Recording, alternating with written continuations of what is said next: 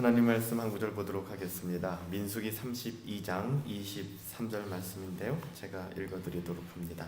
구약성경 민수기 32장 23절이에요. 너희가 만일 그같이 아니하면, 하나님의 뜻에 순종하지 아니하면 여호와께 범죄함이니, 하나님께 순종하지 아니함이 범죄함이라 얘기하죠. 너희 죄가 반드시 너희를 찾아낼 줄 알라. 두려운 말씀이지만 출애굽하는 이스라엘 백성들을 향하여 너희가 하나님께로 돌아오지 아니하면, 굉장히 재밌는 표현이죠. 너희의 죄가, 우리의 죄는 사람들에게 속여질 수 있고 또 감추어질 수도 있습니다. 그렇지만 성경이 뭐라고 얘기합니까? 하나님께서는 너희의 죄가 반드시 너희를 찾아낼 것이다 라고 이야기를 합니다. 그렇기 때문에 우리는 그 어떤 죄악도 가볍게 여기서는 안 되며 늘 끊임없이 씨름하고 싸워야 되는 것이 아닌가라는 생각이 듭니다. 오늘 우리가 철로역정에서 만나보는 것은 크리스티아나의 아들인 마태가 중병에 걸려서 쓰러지는 장면을 우리가 보게 됩니다. 갑자기 극심한 복통을 느낍니다. 배가 아프고 갑자기 극심한 복통을 느낍니다. 그리고 이제 알아눕게 되죠. 그래서 근처에 이제 가장 유명한 의사로, 명의로 알려져 있는 미스터 스킬, 노련 씨라고 하는 사람이 이제 등장하게 됩니다. 이 노련 씨가 일단 이제 여러 가지 이제 검진을 한 다음에 이렇게 묻죠. 혹시 이 당신의 아들 마태가 최근에 무슨 음식을 먹었습니까? 라고 묻죠. 그리고 이렇게 얘기합니다. 위장을 깨끗하게 씻어내지 않는다면 죽고 말 것입니다 라고 얘기해요. 번연이 특별히 이 죄의 문제를 먹는 것과 연관시켜서 우리의 몸에 들어가는 것으로 비유한 것은 굉장히 적절한 비유라고 생각합니다. 얼마 전에 학교 급식 가운데에도 아이들이 케이크류 같은 것이 원재료가 잘못되었기 때문에 굉장히 많은 아이들이 탈이 나고 식중독이 걸린 것을 우리가 뉴스를 통해서도 들었습니다. 우리가 무엇을 먹느냐, 이것을 우리가 영적으로 돌이켜 본다면 우리는 하루 내내 무슨 생각을 하며 어떤 언어에 노출되어 있고 어떤 가치관에 들어가 있었는가를 우리가 생각해 볼 때 많은 교훈을 얻을 수 있는 것 같습니다. 그냥 우리가 스쳐 지나는, 또 우리가 몸담고 있는 수많은 언어 생활이나 수많은 문화 속에서 우리는 그냥 잠시만 있다 나온다라고 생각할지 모르겠지만 오늘 이 명의의 진단은 이것이었습니다. 그냥 없어지는 것이 아니라 위장을 깨끗하게 씻어내지 않으면 이 사람은 죽고 말 것입니다. 그렇다면 우리가 하루 동안에 살아가면서 불신자들과 나눈 대화들, 또 신자들과 나눴다 할지라도 불신자와 같은 생각으로 나누어지고 먹고 마셨던 수많은 것들이 온전히 우리 몸, 우리 영혼에서 배설되어 버리지 않는다면, 씻겨져 버리지 않는다면 그것은 결코 그냥 없어지는 것은 아니구나. 오늘 말씀을 통해서도 너희가 만일 그같이 아니하면 여호와께 범죄함이니 너희의 죄가 어떻게 해요? 반드시 너희를 찾아낼 줄 알라. 그러니까 원인은 반드시 결과를 만들어낸다는 거예요. 따라서 우리가 원인을 묻어두는 것은 그냥 눈을 감고 있다고 해서 그 원인이 결과를 만들어내지 않는 것이 아닙니다. 우리가 죄 가운데, 그렇기 때문에 신자의 삶은 평생 회개의 삶이어야 하고 늘 하나님의 은혜 가운데 나오지 않으면 우리는 살아갈 수 없는 것이죠. 이 둘째 사무엘이 마태를 지켜보고 있었던 것 같습니다. 이런 이야기를 합니다. 좁은 문에서 출발했을 때 길가 담장에 뻗어나온 가지에 매달린 과일을 이 마태가 따먹는 것을 내가 보았습니다 라고 이야기를 하는 것이죠. 오늘 이 사건을 통해서 우리에게 주는 교훈은 회개하지 않은 죄악들이 우리들 가운데 미치는 영향력들입니다. 이것은 결코 여러분들 우리가 쉽게 간과할 문제들이 아닙니다. 우리의 영혼이 교만해지면 교만할수록 이 죄악들을 잘 보지 못하게 되는 경향들이 있습니다. 그렇기 때문에 우리는 날마다 낮아져야 할 것이며, 날마다 그냥 자기 자신이 스스로 자학하라는 이야기가 아니라 하나님 안에서, 하나님 앞에서 낮아지지 아니하면 우리가 무엇을 따먹는지, 우리가 무엇을 먹었는지조차도 우리는 전혀 기억하지 못하게 될 것입니다. 근데 증상은 나타나는 것이죠. 내가 왜 이렇게 우울하게 됐지? 내가 왜 이렇게 짜증이 나지? 내가 왜 이렇게 삶에 기대감이 없지? 우리가 돌이켜보면 원인이 없는 결과로 이어지지는 않는다는 것입니다. 우리 주변에 누군가의 사무엘이 있을 것입니다. 그 사무엘이 이야기하겠죠. 당신은 이것 때문에 그럴 수도 있어요. 이것을 듣고 우리는 기분 나쁘게 듣는 것이 아니라 우리 자신을 돌아볼 필요가 있다는 것이죠. 마태가 좁은 문으로 나올 때, 좁은 문으로 통과할 때 정말 중요한 순간 아니었습니까? 그때 담장 너머로 뻗어나와 있는 과실을 따먹었다는 거예요. 그것은 마태가 먹어서는 안 되는 것입니다. 신자들이 탐해서는 안 되는 거예요. 아마 창세기에 나오는 선악과의 비유를, 선악과를 통해서 아마 이렇게 비유를 든 것 같아요. 번연은. 그렇지만 이 비유는 굉장히 합당한 것 같습니다. 왜냐하면 우리도 그냥 이렇게 묻고 싶어요. 오늘 우리는 무엇을 먹었나요? 어떤 것을 먹고 또 그것을 어떻게 소화시켰나요? 우리가 도저히 소화시킬 수 없는 것, 신자이기 때문에 도저히 먹어서는 안 되는 것을 우리가 먹고 와서 그냥 괜찮을 거라고 생각하는 것은 막연한 기대감이죠. 그래서 우리는 날마다 우리의 삶을 돌아보아 하나님께 회개하고 하나님의 은혜를 구해야 됩니다. 이 의사 노련 씨가 이렇게 얘기합니다. 그 과일은 이 세상에서 가장 해로운 음식이에요. 여러분, 신자들에게 있어서 가장 위험하고 해로운 것은 어떤 것일까요? 불평과 원망입니다. 불평과 원망을 이겨낼 수 있는 유일한 힘은 뭘까요? 그것은 감사밖에는 없습니다. 신자의 삶이 위기를 만났다라는 가장 위험한 시그널은 불평과 원망과 짜증이에요. 이스라엘 백성이 그랬거든요. 광야의 길을 걸으면서 그들이 은혜가 소진되어지기 시작하니까, 은혜가 소진된 것이 아니라 은혜를 망각하기 시작하니까 그들 가운데 일어나는 것은 그들의 지도자 모세를 향한 원망이었어요. 불평이었습니다. 그리고 심지어는 왜 나를 여기로 데리고 왔어? 라는 말도 안 되는 그런 행패였습니다. 차라리 애굽에 머물러서 우리가 살았더라면 좋았을 것을, 차라리 내가 복음을 듣지 않고 교회를 나오지 않았더라면 내가 별로 어려움 없었을 텐데 라고 말하는 것과 똑같죠. 그 과일은 세상에서 가장 해로운 음식입니다. 바로 바알세불 과수원의 음식이죠. 여러분, 사단의 과수원의 음식은 무엇일까요? 교만함과, 그렇죠? 그리고 불경건함과, 성경의 수많은 내용들로 이 부분들은 우리 주님께서 우리에게 경고해주고 있습니다. 그걸 먹고 죽은 자들이 많은데 왜 아무도 당신에게 주의를 시키지 않는지 이상하군요 라고 얘기를 합니다. 저는 이 대목을 읽으면서 얼마나 가슴에 와닿았는지 모르겠어요. 너무나 위험한 일들이 많아요. 그거 위험합니다. 그렇게 하시면 안 돼요. 그렇게 당신의 영혼을 방치시킨다면 당신은 큰 위험을 만날 수 있습니다. 그렇게 하면 안 돼요. 노련 씨는 그렇게 이야기합니다. 그걸 먹고 심지어는 죽는 자들도 많은데 왜 아무도 거기에 대한 주의를 시키지 않습니까? 여러분, 교회라는 것은 어떤 곳일까요? 이런 주의를 시켜주는 것이 교회 아닐까요? 우리 이거 먹어서는 안 되잖아. 당신 이거 먹어서는 안 돼. 우리 힘냅시다. 힘들고 어려워도 그 길 걸어갑시다.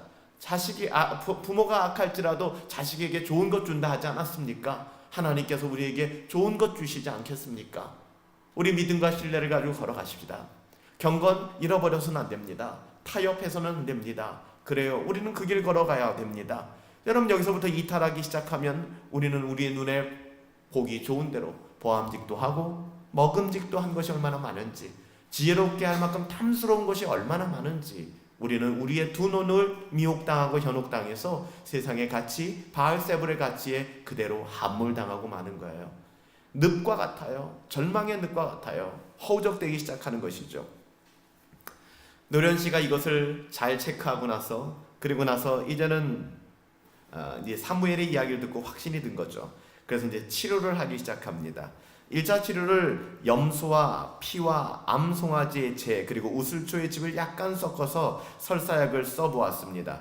은유적으로 율법을 이야기를 하는 것입니다.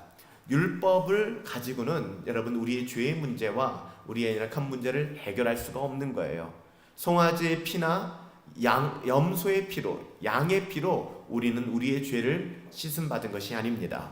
우리는 오로지 예수 그리스도의 은혜와 그 보혈로 말미암아 구속과 죄사함을 받게 된 것이죠.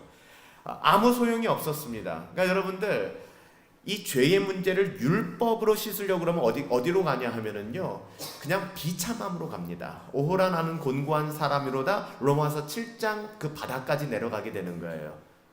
그렇지만 치료가 일어나지 않아요. 그 치료는 로마서 8장으로 넘어가야 됩니다. 그리스도 예수 안에 있는 자에게는 결코 정죄함이 없다는 여기까지 가야 되죠. 이것을 지금 강조해서 번연은 표현을 하고 있는 거예요. 그래서 노련씨는, 이 의사는 그리스도의 피와 살로 만든 약을 새로 지어서 사용했습니다. 그래서 이 약에는 한두 가지 약속과 언약과 적당량의 소금이 들어갔고, 이 약은 금식하면서 회개의 눈물 한 흡을 타서 마시도록 했다라고 얘기합니다. 이건 무슨 얘기인가? 이것은 복음이라는 것은요, 여러분 하나님의 말씀을 여러분들 어떻게 받아들이십니까? 하나님의 말씀을 율법적으로만 받아들이신다면 여러분 그것 분석하다가 끝날 겁니다. 그건 논하다가 끝날 거예요. 논리적으로. 가장 중요한 것은 뭐냐 하면 회개의 눈물이 있어야 된다는 거예요. 겸손하고 겸비해야 한다는 것입니다. 하나님의 말씀을 대면할 때, 우리가 아침마다 말씀을 묵상하고 설교를 들을 때마다 소지, 중지, 대지 나누고 기승전결 나누어가지고 그 신학적 의미가 무엇인가를 도출해내자는 것이 아니거든요. 이것이 우리에게 격발하여 회개가 나오는가, 그것을 우리가 찾아볼 필요가 있다는 것이죠. 그래서 율법으로는 그 죄를 사할 수가 없고 오직 예수 그리스도의 은혜로운 피만이 가능한 것인데, 이것은 예수 그리스도께서 행하신 일이시고 우리 편에서 이것을 어떻게 받아들여야 되느냐, 참된 회개를 통하여 눈물로 하나님 앞에 이것을 받아야 된다는 것입니다. 이 약을 먹고 마태는 이제 완전히 회복됩니다. 이후에 아름다운 집에 있는 분별과 경건과 자애를 만나서 자신의 병들었던 이야기를 나누면서, 이 간증이거든요. 이게 공동체입니다. 그러니까는 내가 이런 실수를 했었어요, 형제님. 당신은 그러시면 안 돼요.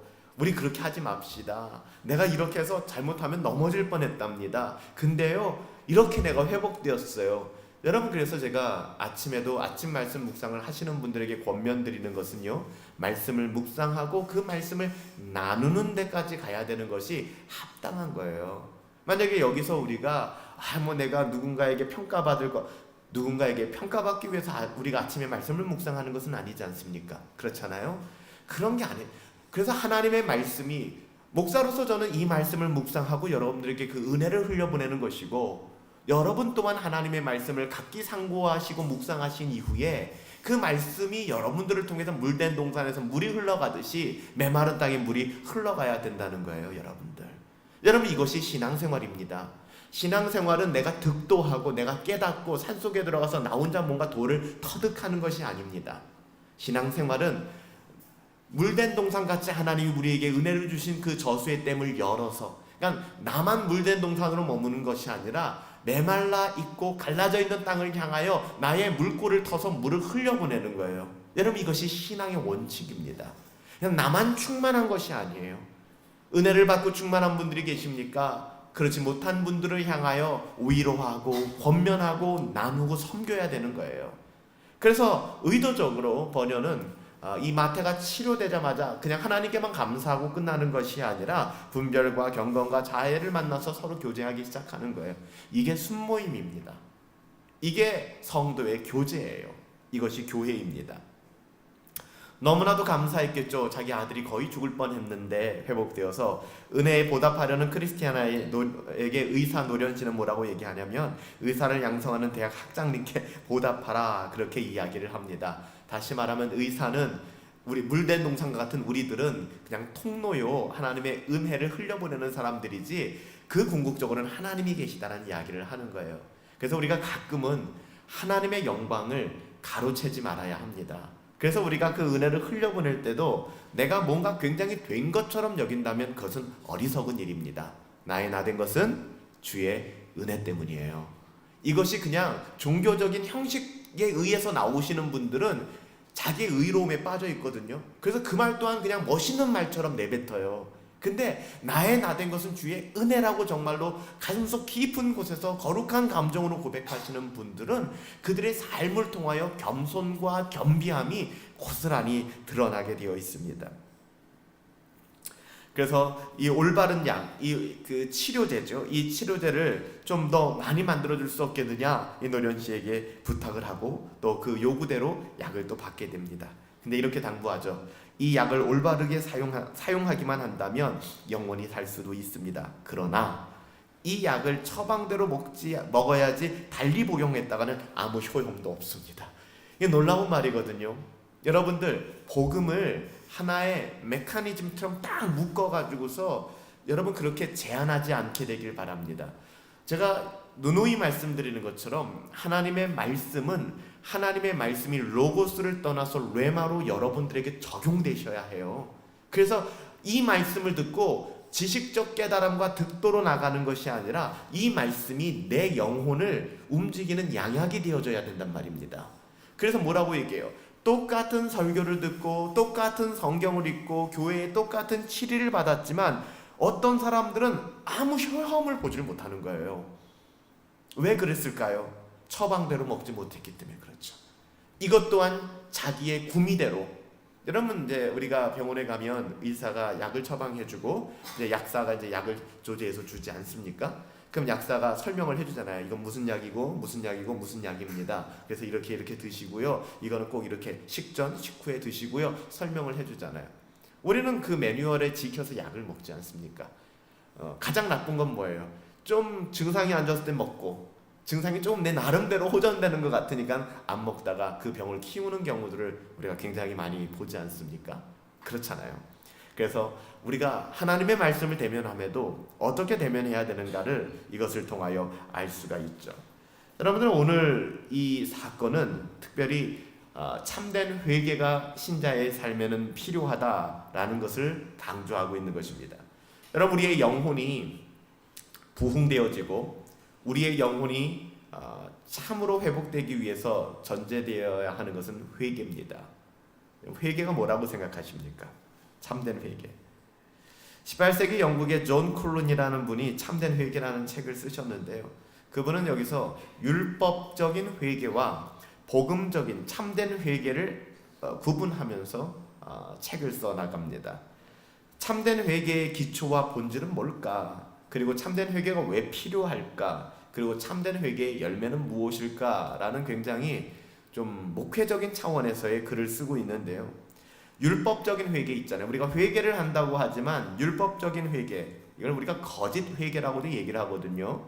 율법적인 회개와 거짓 회개가 비록 하나님에 대한 두려움에서 나와서 일시적인 변화는 가져올지 모르지만, 존 콜론의 얘기입니다. 그러니까 우리가 회개한다고 하는데 그 회개가 하나님을 두려워해요. 그러니까 회개하죠. 하나님을 두려워하고 무서워하기 때문에 회개하죠. 그럼에도 불구하고 율법적 회개는 일시적인 변화만 가져올 뿐 궁극적인 변화를 만들어내지 못하는 거예요. 그래서 존 쿨론은 뭐라고 얘기하냐면, 이런 율법적 회개, 거짓 회개, 그냥 하나님을 두려워하기 때문에 그냥 나와가지고서 그냥 무서워서 떠는 이런 회개는 사망에 이르는 회개다. 왜 사망에 이르는 회개라고 얘기하냐면 그 영혼이 살아나지를 못해요. 그래서 그 늘 회개하는데 그 영혼이 회개를 하면 회복되고 기쁨과 즐거움을 누려야 되는데 회개는 하는데 늘 죽상해요. 죽을 것 같은 거예요, 늘. 이걸 율법적 회개라고 이야기를 합니다. 반면에 참된 회개, 이 복음적 회개는 거듭나게 하시는 성령의 역사의 결과로 주어지는 거거든요. 하나님이 은혜를 주셨기 때문에 믿음으로 그리스도와 연합되어지고 모든 죄로부터 떠나서 하나님께로 돌아오게 하는 구원에 이르는 회개다라고 존 콜론은 이야기를 합니다. 여러분, 우리들에게 하나님은 어떤 분이십니까? 하나님께서는요, 지금까지 하나님 당신을 향하여 선한 그 뜻을 가지고 하나님을 찾는 우리를 향하여 오래 참아주신 하나님의 은혜, 자비의 하나님께서는 여전히 무한한 긍휼을 품으시고 주 예수께서 우리를 안아주시며 또 우리를 기다리고 계신다는 사실 여러분들 믿으십니까? 누가 예정되었느니, 누가 작정되었느니, 신자니 비신자니 이런 말 다 내려놓고, 이건 우리의 영역이 아니에요. 하나님께서는 이 땅의 모든 영혼들이 돌아오기를 원하신다라는 것이 우리가 받아들여야 되는 그냥 성경적 가치입니다.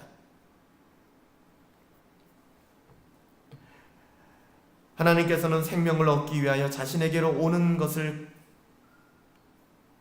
거절하기를 원치 않으십니다. 그래서 하나님께서는 지금도 기다리고 계시죠. 죄인의 죽는 것을 하나님은 기뻐하지 않으십니다. 절대로. 그것을 성경에서 수많은 맹세를 통해서 하나님이 보여주셨죠. 그러면서 가장 부드러운 연민을 품고 말씀하십니다. 하나님의 회개라는 것을 이야기하면서 존 콜론이 얘기하는 게 그거예요. 너희는 돌아오라. 내게로 돌아오라. 어찌하여 죽고자 하느냐. 그러니까는 하나님의 그 마음이, 안타까운 마음이 있는 거예요. 어찌하여 너희가 죽고자 하느냐.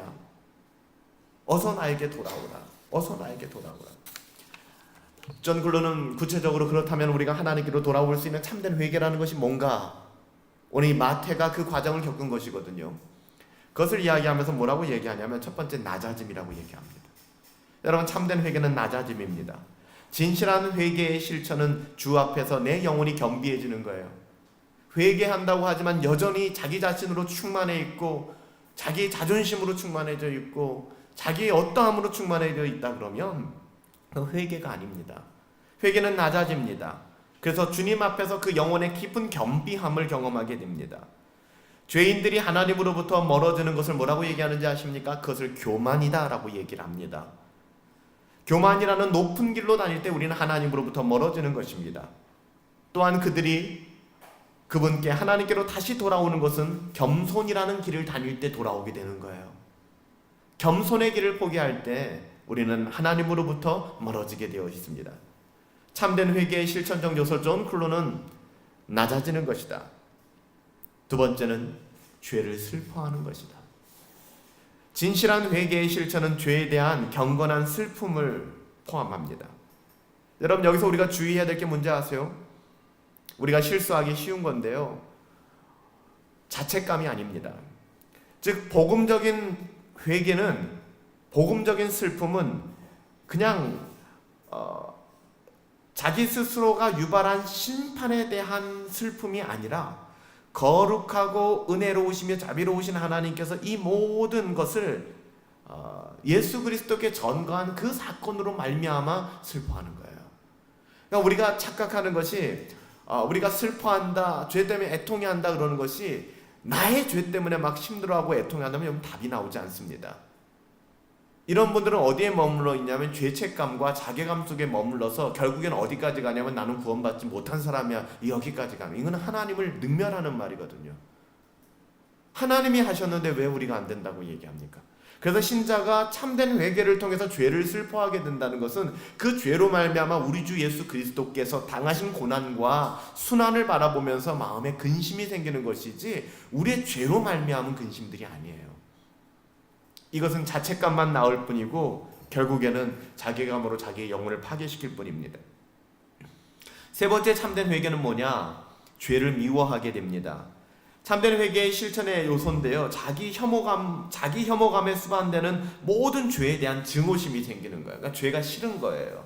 이건 제가 지난주에도 religious affections, 거룩한 감정을 얘기하면서 하나님이 기뻐하시는 일에 대해서는 기뻐하게 되고 하나님이 미워하시는 일에 대해서는 혐오감을 느끼게 되는 감정이라고 했어요. 이거는 하나님이 주신 감정이거든요. 내가 갖는 감정이 아니에요. 거듭났기 때문에 하나님이 기뻐하시는 일을 바라보면은 그렇게 살아가고 싶어요. 하나님이 원하시지 않는 일을 보면 극혐이 생겨요. 혐오감이 생기기 시작하는 거예요. 죄를 미워한다는 것이 이런 것입니다. 또한 참된 회개는 네 번째, 자신을 부끄러워하죠. 참된 회개의 실천은 주님 앞에서 부끄럽고 당황스러워서 얼굴을 들지 못한다는 것을 의미합니다. 자신의 무수히 가증한 불순종에 대한 기억은 진실한 회개자, 참회자로 하여금 하나님 앞에서 거룩한 부끄러움을 만들게 만드는 거예요. 그러니까 우리가 누구한테 뭔가를 자랑할 것이 없어지게 되는 거예요. 자랑할 것은 오직 예수밖에 없게 되는 것이죠. 또한 이것을 다섯 번째, 정직하게 고백하게 됩니다. 외식하는 것이 아니라, 이게 두려운 거거든요. 외식하는 분들이 계세요. 그러니까는 그런 척하는 거죠. 이건 자기 자신이 알아요. 자기 자신이. 이건 굉장히 조심해야 됩니다. 마지막 여섯 번째, 존 콜론이 얘기하는 것은 뭐냐 하면 하나님께로 돌아오게 된다는 것입니다. 그러니까 복음적 회개의 실천은 죄인이 그리스도 안에서 죄로부터 하나님께로 돌아오는 거예요. 하나님께로 돌아오셔야 회개입니다. 실천적 의미가 없는 것은 회개가 아니고 후회입니다. 그것은 유다가 했던 방식이고요. 참된 회개의 형식적 본질이기도 하며 회개를 회개되게 만드는 요소가 바로 하나님께 돌아오게 되는 것이죠. 존 쿨런의 참된 회개에 나오는 글들을 여러분들에게 잠시 인용해 드렸습니다. 그렇다면 존 번연이 철로 역정에서 이 마태를 통하여 우리에게 주는 교훈과 또 목적은 뭘까요? 당연히 이제 율법과 복음에 대한 문제입니다. 율법은 죄를 찾아냅니다. 그리고 정죄합니다. 로마서 7장에서. 이 율법의 순기능입니다. 율법의 목적은 죄를 찾아냅니다. 그리고 죄를 정죄한다는 건 뭐냐면요, 그 죄의 대가를 요구하는 거예요. 그 죄의 대가를 요구하는 것입니다. 하지만 율법이 할 수 없는 것 한 가지가 있다면 죄의 문제는 해결할 수가 없습니다. 이건 율법의 문제가 아니죠. 누구의 문제입니까? 우리의 문제예요. 우리가 율법을 완전히 지킬 수 없는 자들이기 때문에 더 이상 율법은 우리에게 구원의 도구가 될 수가 없는 겁니다. 그러니까 율법이 잘못된 게 아니에요. 율법은 온전합니다. 율법은 선합니다. 우리가 문제입니다. 오직 예수 그리스도의 복음이 죽을 죄의 결과와 오염과 권세에서 죄인을 자유케 하는 것이죠. 그러니까 칭의, justification, 칭의라고 하는 것은 죄에 대한 책임을 제거하고, 왜 제거되었습니까? 예수 그리스도께서 그 죄에 대한 대가를 다 담당하셨기 때문에. 그래서 칭의는 죄에 대한 책임을 제거하고 죄인으로 하여금 하나님의 자녀의 모든 권리를 회복시켜주는 거예요. 이건 예수 안에서만 가능한 겁니다. 예수 밖에 있다면 예수와 아무 상관이 없기 때문에 이것은 효력을 미칠 수가 없는 거예요. 성화는 죄의 오염을 제거하여 하나님의 형상을 이루게 한다. 그렇게 이야기를 하고 있습니다. 제가 인간이 죄에 대하여 이제 취할 수 있는 스탠스에 대해서 좀 여러 가지 말씀을 드렸지 않습니까? 첫 번째는 죄를 지을 수도 있고 지지 않을 수도 있었던 시기가 있다고 했죠. 아담과 하와 타락 이전 시기고요. 두 번째 시기는 뭐였죠? 죄를 지을 수밖에 없는 아담 이후에 모든 사람들이죠. 그리고 마지막 세 번째 뭐라 그랬죠? 죄를 지을 수 없는 영화에 들어가는. 근데 곰곰이 생각해 보니까 요 세 번째와 두 번째 사이에 들어갈 게 하나 있더라고요. 뭘까요? 죄를 짓지 않을 수도 있는 시기가 있는 거예요. 그 시기가 언제입니까? 예수 그리스도를 믿고 거듭난 이후입니다. 그래서 이것을 신자의 자유라고 얘기하는 거예요. 그러니까 우리가 죄를 자꾸만 제가 이 인간이 죄에 대한 그 영역을 세 가지로 얘기하니까 너무나 자신을 정당화시키는 것 같더라고요. 무슨 얘기냐면, 그래, 인간은 죄를 지을 수밖에 없잖아. 그런 존재니까 죄를 짓는 건 당연하지 않아요. 그것이 우리가 배우고 있는 로마서 8장입니다. 영으로서 육의 행실을 죽인 사람들, 더 이상 육체의 소욕을 따라가지 않는 사람들은 비록 이 땅에서 썩어질 육신 안에 거하지만 그 죄를 단호하게 거절할 수 있는 자유가 생기기 시작하는 거예요. 할렐루야. 이게 신자의 자유함입니다. 이게 복음이에요. 그렇기 때문에 이 땅을 살아가는 신자는 끊임없이 죄의 문제에 대하여 씨름할 뿐만 아니라 성령이 우리 가운데 내주하심으로 말미암아 죄의 문제를 넉넉히 이기게 되는 거예요. 물론 또 쓰러지지만 이기게 되는 것입니다. 율법적, 종교적 회개와 복음적 회개에 대해서도 제가 여기다 써놨습니다. 존 쿨론도 아까 그 이야기를 했지만 종교적 회개는 이기적이고 자기중심적입니다. 그러니까 종교적 회개라는 것은 나 자신을 위해서 회개하는 거예요. 내가 불쌍하니까, 무서우니까. 나중심적인 회개죠.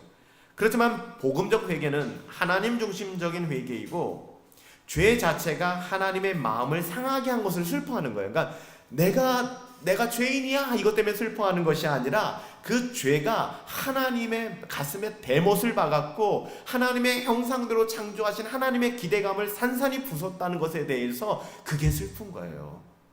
그러니까 여전히 우리가 회개한다, 죄에 대한 문제를 생각하면서 나중심적이고 그러니까 나중심적인 어떤 그런 생각으로 이것을 이해해서는 안 됩니다. 종교적 회개는 자기의 의로움,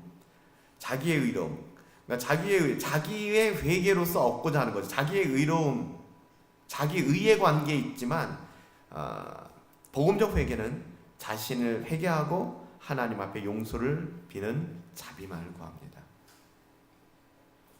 이게 이제 이 차이가 생기는 거예요. 종교적 회개는 또 어떤 거예요? 자신의 잘못을 인정해야 함으로 그 바닥까지 쓰디씁니다.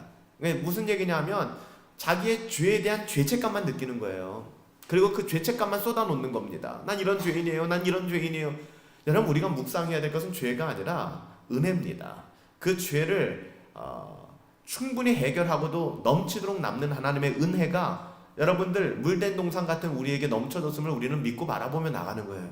이것을 잃어버리고 자꾸만 죄를 묵상하고 이것을 놓치고 계속해서 뭐 그런 부분들만 바라보게 된다 그러면 우리는 날마다 오호라 공고한 사람밖에는 안 됩니다. 이건 복음이 아니죠.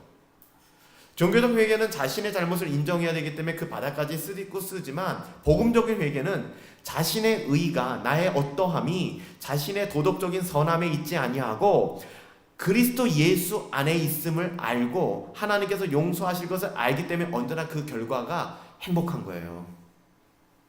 그냥 교회가 값싼 그 분위기로 재미있는 뭐 그런 가벼운 기쁨, 희락을 느끼는 것이 아니라 여기까지 가야 참된 즐거움과 기쁨을 누릴 수 있다는 거예요. 그래서 교회는 어떻게 가야 하는가? 교회는 예를 들면 교회가 날마다 회개한다는 것을 오해하는 것은 늘 우울하고 늘 고통스럽고 그냥 늘 침울하고 나는 죄인이라는 말만 모든 나눔하면 난 죄인이고 난 죽을 사람이고 이런 내용만 나누는 것이 아니거든요. 물론 그것이 있어야 하지만 당연히 어디까지 가야 하냐면은 은혜까지 가야 되는 거예요. 은혜까지 가면 기쁨과 즐거움이 넘치는 거예요. 우리 분당 허브교회 가운데 이 은혜가 흘러가기를 원하는 것입니다. 그렇지만 이 은혜가 경박한 은혜가 되지 않게 하기 위하여 우리의 어떠함과 겸손함과 겸비함과 죄의 처절함을 여러분들에게 제시해 줄 뿐이에요. 그래서 어떻게 보면 제가 율법적 기능도 감당해 주는 것이고요, 은혜의 복음적 기능도 감당해 주는 건데 이 두 가지 통로로 여러분들에게 물을 흘려보내고 있지만 제가 안타까운 것은 많은 사람들이 그 두 물줄기 중에 유난스러울 정도로 은혜의 물줄기는 닫아버리고 이 율법의 물줄기만 터놓는다는 거예요. 그러니까 힘들죠. 답답하고 죽을 것 같죠. 당연합니다. 여기에서 해방시킬 수 있는 은혜의 여러분 샘을 여셔야 합니다. 이것이 교회예요. 이것이 복음이고, 반대로 율법의 그 문은 수문은 열지 않지 은혜의 수문만 열면 그 사람들은 값싼 은혜주의자들이 돼버려요. 그 어떤 대가도 치르지 않으려고 하고 그냥 우리는 모두 사랑받기 위해 태어난 사람이라는 근거 없는 이야기를 이야기하게 되죠. 그래서 교회는 이 두 가지를 다 성도들에게 가르쳐야 될 뿐만 아니라 성도들은 이것을 누리며 살아가야 됩니다. 여러분, 죄책감에 빠지는 것은 하나님께서 원하시는 것이 절대로 아닙니다. 이건 사단이 우리를 노략질하는 거예요. 여러분들, 제가 이렇게 써놨는데 보세요. 네 번째 보시면 종교적 회개는 죄를 회개하지만, 잘 보셔야 돼요, 복음적 회개는 자기의 의를 회개합니다. 이게 무슨 말이냐면 종교적 회개로 가시는 분들은 어떤 성향이 있냐면 하나님, 내가 죄인입니다. 내가 이래서 죄를 졌고 또 내가 무슨 죄를 졌고 무슨 죄를 졌고 아이고 나는 뭐 안 되고 이 이야기만 돌리는 거예요.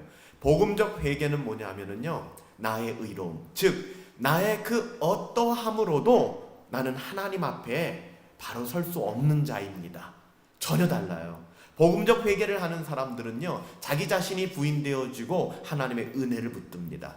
근데 종교적 회개에 빠지시는 분들은 어디로 가기 쉽냐면 자책감에 빠지기 쉬워요. 그래서 스스로 정죄하는 거죠. 그래서 어디까지 간다고요? 나는 아닌가 봐까지 가는 거예요. 이거는 정말 불행한 일입니다. 그렇게 가서는 안 돼요. 우리가 로마서 8장에 며칠 전에 아침 말씀 묵상하셨겠지만 그리스도의 사랑에서 끊을 자가 없다는 거예요. 그 은혜를 붙잡는 것입니다. 죄책감과 은혜의 차이입니다. 죄책감과 수치감의 열매는 좌절과 자기 혐오가 일어나죠. 그래서 여러분들 혹시 자기 자신을 혐오하고 계신 분들 계십니까? 나는 안 돼. 여러분, 이것도 하나님을 모욕하는 거예요. 그래서 우리는 안 돼요. 그렇지만 우리는 예수 그리스도 안에서 거듭난 사람들이잖아요. 그러니까 죄책감과 수치감의 열매가 뭐냐면, 죄책감이나 수치감에 이렇게 함몰당하고 매몰당해 버리면 그 열매가 뭐냐면 좌절합니다. 소망이 없다고 생각해요. 기대감을 상실하고 자기를 혐오하게 돼요. 내가 싫어요. 그냥 내가 싫으면 나타나는 게 짜증이에요. 불평이 생기고 그런 내가 또 싫죠. 완고해집니다. 성격도 완고해지는 거예요. 그러니까 굳어진다고 얘기하죠. 냉소적이 돼요. 웃음도 사라지고 굉장히 독설적이고 시니컬해지고 하나님께 대한 사랑이 없는 섬김이 일어나기 시작합니다. 그러니까 교회 안에서도 일은 계속 하기 시작하는데 이것이 하나님의 사랑과 거의 아무 상관이 없어요. 그러니까는 결국에는 많이 하면 할수록 교회에서 상처받는 사람들이 늘어나게 되죠. 이것은 결코 그리스도인의 성화와 성숙의 길로 인도하지 못합니다, 여러분들. 하나님의 은혜는 우리를 죄책감과 수치감으로부터 해방시켜줘요. 자유함을 줍니다. 은혜는 죄책감에 시달림으로써가 아니라 은혜에 대한 감사, 하나님께 대한 사랑에 우리가 반응하게 만드는 겁니다.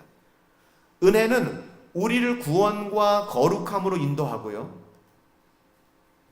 사도 바울이 디도에게 이야기했던 것처럼 그리스도의 사랑은 우리로 하나님을 더욱 섬기게 하는 능력이 됩니다. 그러니까 하나님의 사랑이 격발하니까 섬김이 나오는 것이지 우리의 어떠함이 아니에요.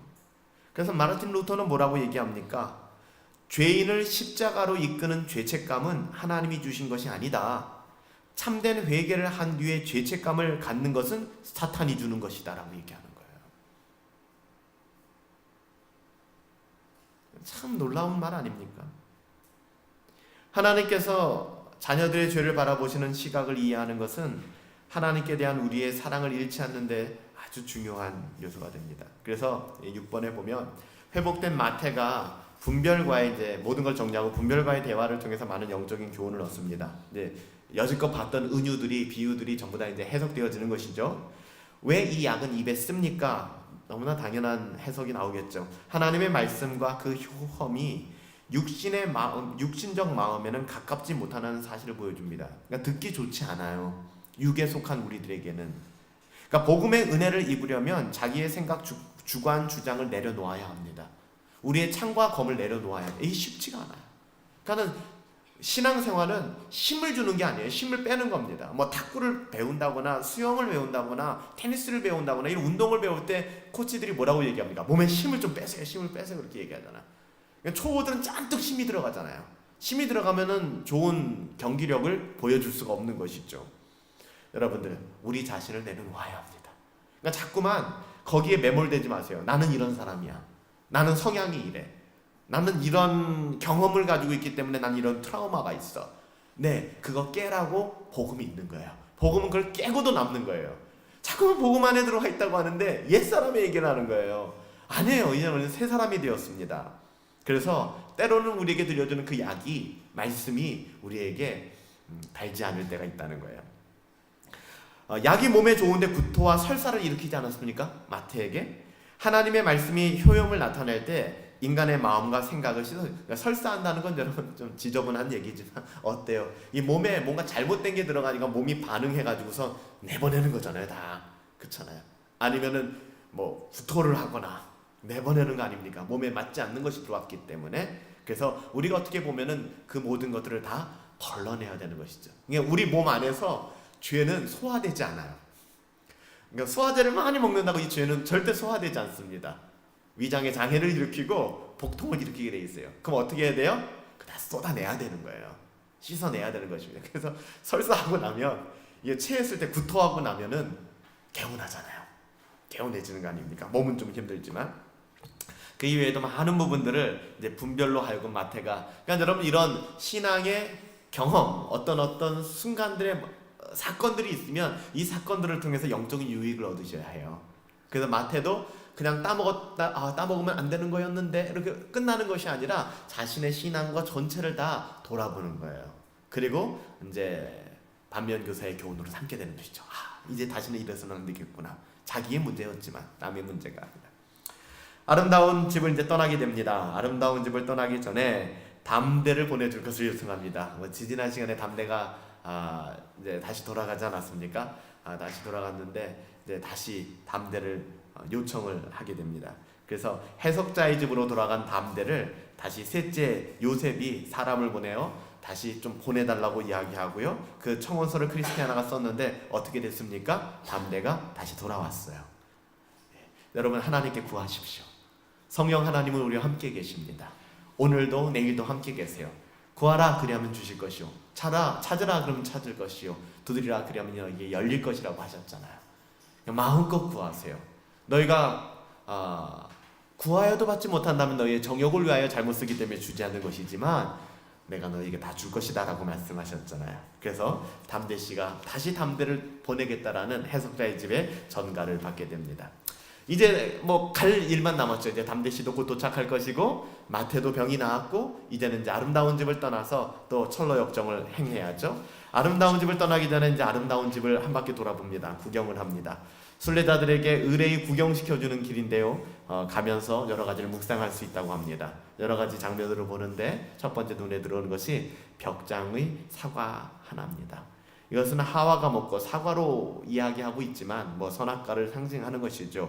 하와가 먹고 남편에게 주고 먹기 위한 선악과를 보게 한 거예요. 조심하라는 거예요. 그래서 여러분들 그거 아시잖아요. 우리가 어떤 사건의 교훈을 얻기 위해서 가끔 자동차 타고 운전하다 보면은 뭐 엉망진창이 사고가 돼서 엉망진창이 된 자동차를 그냥 그대로 전시해 놓는 경우가 있잖아요. 그래서 여기는 이런 사고가 난 곳입니다. 교훈을 삼아서 조심하셔야 됩니다. 이건 굉장히 중요한 교훈이거든요. 모든 것을 다, 과거를 다 묻어버린다고 좋은 것이 아니에요. 우리나라 역사도 일제시대라든지 수많은 그런 역사들을 다 지워버린다고 좋은 게 아닙니다. 다 살려야 돼요. 다 살려서 그것을 후대가 반면교사의 교훈으로 삼고 두려워할 줄 알아야 되는 거죠. 그래서 이 아름다운 집에 없을 것 같은 선악과를 상징하는 그것도 보여주고요. 그리고 야곱의 사닥다리를 보여줍니다. 이것도 오해가 있죠. 야곱의 사닥다리는 우리가 예전에 티포지 했을 때 은혜의 복음이란 무엇인가를 통해서 배웠지만 우리 쪽에서 올라가는 사다리가 아니에요. 하늘에서 천사들이 오르락 내리락 하는 하나님의 임재를 얘기하는 것이거든요. 그래서 야곱의 사다리, 이것을 보는 것보다 더 큰 은혜가 있습니다. 그 더 큰 은혜를 사모하라. 그러니까 하나님의 영광의 나라를 사모하라는 것이죠. 우리가 노력을 해서 사다리 타고 올라간다는 얘기가 아니에요. 왜냐하면 그거를 그렇게 해석하시는 분들이 많아서. 또 하나는 뭡니까? 걸려있는 황금 닷이에요. 닷입니다. 닷. 돛이 아니라 닷은 뭐예요? 배를 정박할 때에 육중한 그 무게중심 추를 내려가지고 배가 흔들리지 않도록 정박할 수 있도록 돕는 게 닷 아닙니까? 걸려있는 황금으로 된 닷이에요. 그리고 이렇게 해요. 이것을 가져가십시오. 이 닷은 당신들이 거센 풍랑을 만날 때 성전 휘장 안에 넣어두면 견고히 견딜 수 있기 때문에 절대로 필요한 것입니다. 하나님 말씀이죠. 하나님의 말씀이 우리에게 황금의 닷이 되는 거예요.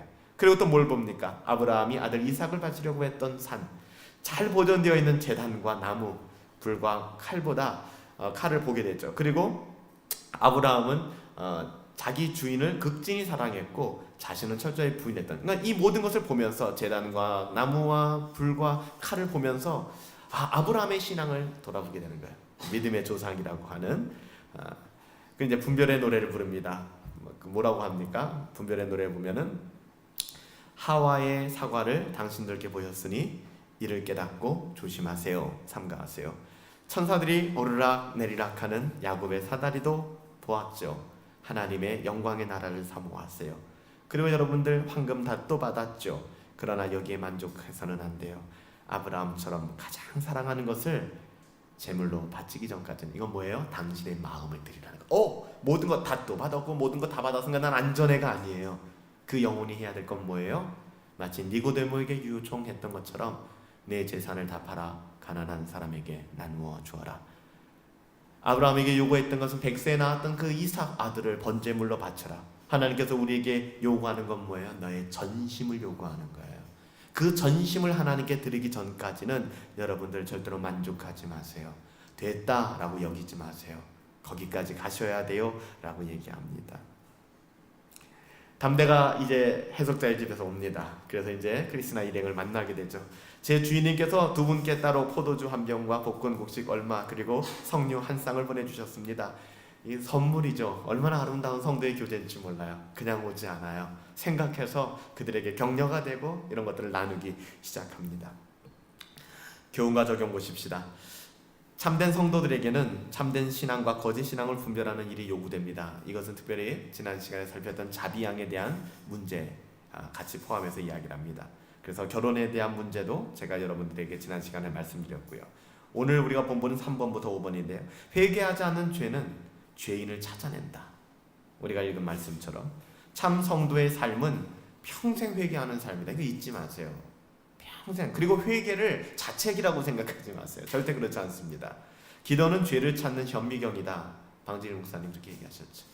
기도는 죄를 찾는 현미경. 기도를 통해서 자꾸 나의 의로움을 드러내지 말고 기도하면 기도할수록 나의 죄가 나오는 것이죠. 그리고 우리는 기도하면 할수록 천부여 의지할 데 없어서 손들고 옵니다가 나오는 거예요. 주님만 의지하게 되는 것이죠. 네 번째, 율법적 회개의 한계와 복음적 회개의 능력을 분별할 수 있어야 돼요. 종교적이고 율법적 회개에 매몰되어 있지 마시고 복음적 회개를 통해서 은혜를 경험하셔야 합니다. 율법은 순종할 능력을 주지 못하지만 복음은 순종의 능력을 줍니다. 율법은 순종이 아니에요. 그냥 자기 자신의 두려움과 걱정과 염려 때문에 행할 수 있다는 것이죠. 그래서 우리는 매일의 삶 속에서 성령의 동행과 은혜를 구해야 됩니다. 이 아름다운 집에서 마태의 이 사건을 통해서 죄를 경히 여겨서는 안 되며 신자의 삶은 일평생이 회개의 삶이다 라고 얘기합니다. 특별히 방진일 목사님이 이야기하셨던 것처럼 기도는 죄를 발견하는 현미경이다. 기도하면 기도할수록 그래서 우리의 죄가 보이고 우리는 겸손하게 되는 것이죠. 그리고 죄가 더한 것에 하나님의 은혜가 더하잖아요. 그 은혜 가운데 하나님의 기쁨과 평안을 누리게 되는 것입니다. 사랑하는 여러분들, 오늘은 어떤 열매를 드셨습니까? 또 지금 이 순간 우리는 어떤 열매에 노출되어 있습니까? 그것을 우리가 합당한 것인지 합당하지 않은 것인지 잘 분별하시고 합당하지 않은 것을 먹으셨다면 뱉어내시고 치료하시고 하나님의 은혜로 따라 우리의 삶을 걸어갈 수 있는 사랑하는 성도님들 되시기를 예수님의 이름으로 부탁드립니다.